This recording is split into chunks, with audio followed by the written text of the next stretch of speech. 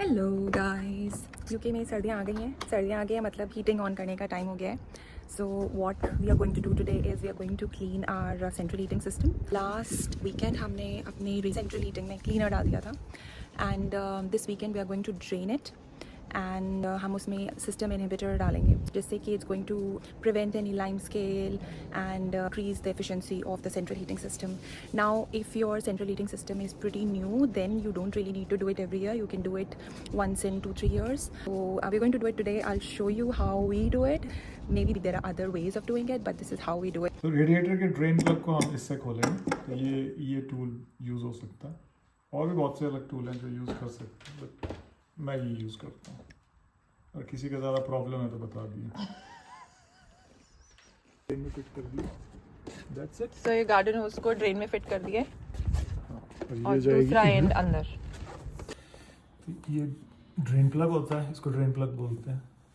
ये मैंने इसमें रेडिएटर में फिट कर दिया था. ये पाइप इसमें गई और यहाँ से हम इसको ओपन करेंगे. ठीक है, ये खोल दिया.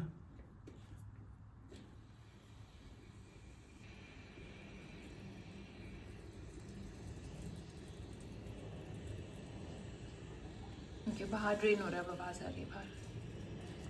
ये हमारा सबसे टॉप बाथरूम है और टॉप बाथरूम का टावर वेल रेडिएटर. ये सबसे हाईएस्ट लेवल है रेडिएटर सेंट्रल हीटिंग का. बेसिकली हम सेकंड फ्लोर पे हैं हम. हाँ, और ये टावर रेल रेडिएटर ये सबसे ऊपर है इसकी हाइट. तो जब आप पानी निकालोगे तो सबसे जो टॉप मोस्ट लेवल होगा तो वहाँ से जाओगे और इसको खोलोगे. मैंने खोला, इसमें से कोई पानी नहीं आ रहा, तो इसका मतलब इसका लेवल ठीक है. तो या तो हम इसको खोल सकते हैं या हम इसको खोल सकते हैं, दो कोई भी. तो ये एडजस्टेबल रेंच है 20 तक का. ये एडजस्ट हो जाता है. आप यहाँ फिट करो.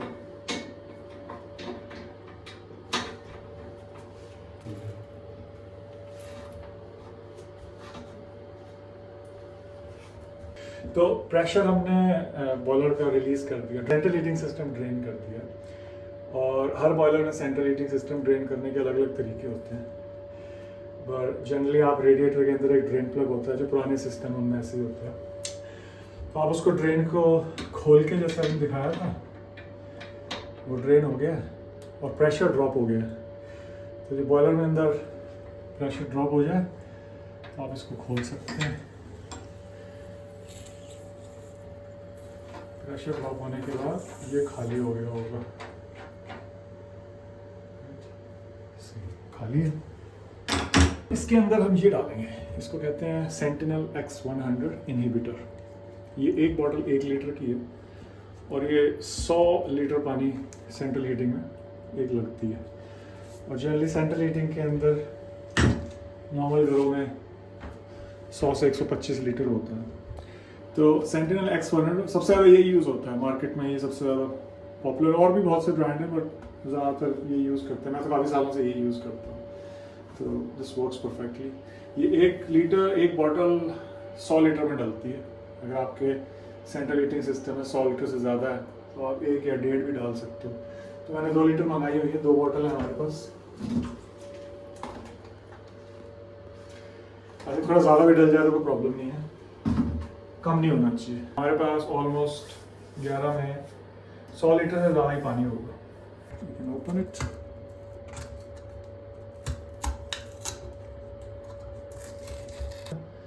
ये इसमें सेट हो गया और ये मैंने इस पर सेट कर दिया, टाइट कर दिया. थोड़ा लूज है, अच्छा जितना टाइट हो सकता है टाइट हो गया. इसको उंगली रखो, इस पर सेट करो और इसको उल्टा मार दो.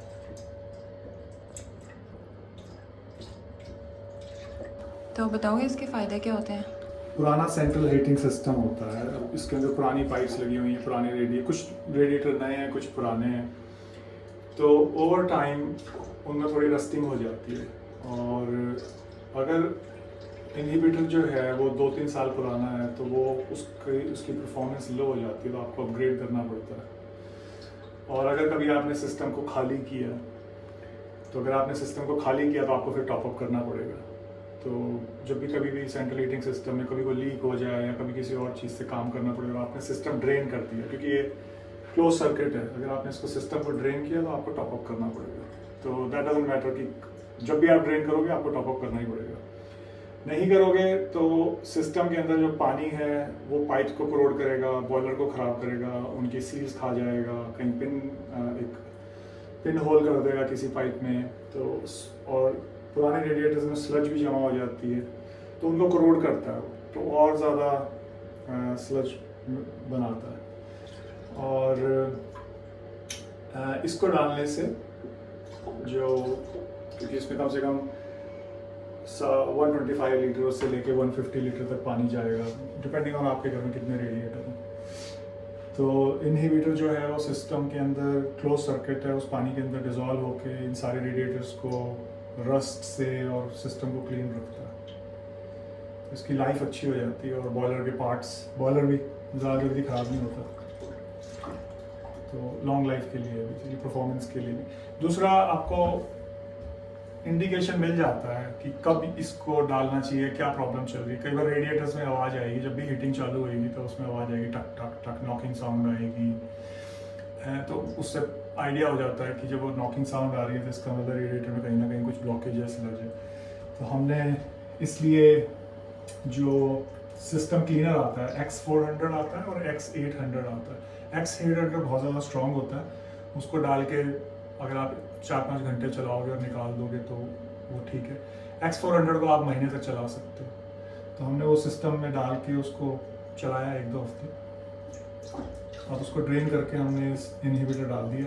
ये सिस्टम में परमानेंट रहता है, ये थोड़ा लेस स्ट्रॉन्ग होता है, लेकिन ये ओवर टाइम प्रोटेक्शन के लिए। तो 2 बॉटल्स डाल गई हैं, तो उसको डालने के बाद इसको टाइट कर दिया। मेक श्योर ये टाइट है, ठीक है। Remove the pipe and switch it, वैसे ही स्विच ऑफ ही है, बस इसको टाइट कर दो थोड़ा सा, दैट्स इट।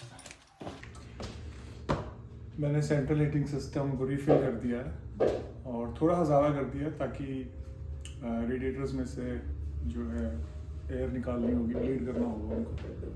तो ये की है जिससे हम ब्लीड करते हैं। तो सेंट्रल हीटिंग सिस्टम स्टार्ट कर दिया और एक बार ये सर्कुलेट कर देगा पूरा का पूरा सेंट्रल इनहिबिटर को। तो उसके बाद फिर मैं सबसे टॉप वाले फ्लोर से शुरू करके सारे रेडिएटर ब्लीड कर दूँगा। That's it. तो हीटिंग ऑन है, हीटिंग सर्कुलेट हो रही है, लेकिन ये रेडिएटर ऊपर से वार्म नहीं है, नीचे से काफ़ी वार्म हो रहा है, लेकिन इसमें हवा हो रही है। तो जब अगर रेडिएटर पूरा वार्म ना हो ऊपर से, तो इसका मतलब कहीं ना कहीं इसमें एयर लॉक है। एयर लॉक निकालने के लिए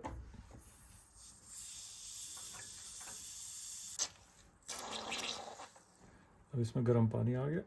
अब इसमें देखो पूरा रेडिएटर भी हॉट है, इसकी हवा निकल गई है। अब औरों की भी देखते हैं जाके। इसमें एयर नहीं थी, it's all very warm. Air lock हो रहा था तो इसमें से एयर निकाली है इधर साले, इधर वाले से में भी। ओके दोस्तों, चाय का टाइम हो गया है। So heating is all sorted now. Hope this was useful for some of you. Like, share and subscribe. See you in the next one. Bye.